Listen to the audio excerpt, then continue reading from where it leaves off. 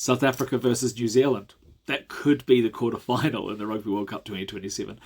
It looks the most likely. Now, Australia could get up there and they could take the place of having to face up against the Box.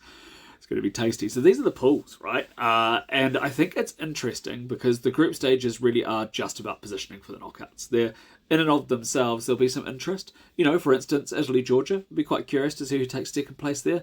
Fiji, Spain, that's probably another interest one. But they're like very much the kind of like making up the numbers scenarios. But I'll enjoy those, right? That'll be fun. USA, Japan. I mean, USA have got work to do if they want to beat Japan, but could happen.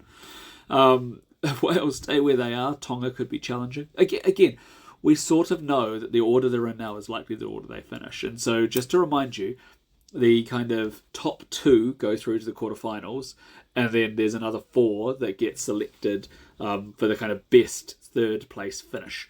So there will be some interest, I think, within the group stage, but really, this is where it gets tasty. And I got to give credit to Reddit, because I picked this up from there, because somebody had done a beautiful job of going, what do the rankings look like right now, and what would the ladder look like? And so, yeah, New Zealand, South Africa as a high potential quarterfinal would be terrifying.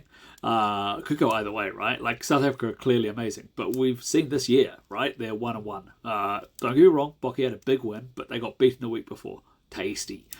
Fiji, France, we know which way that'll go.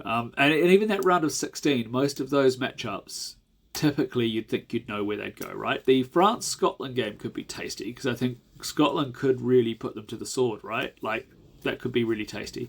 Otherwise, I think, you know, if it goes to this pattern, we'd be reasonably clear.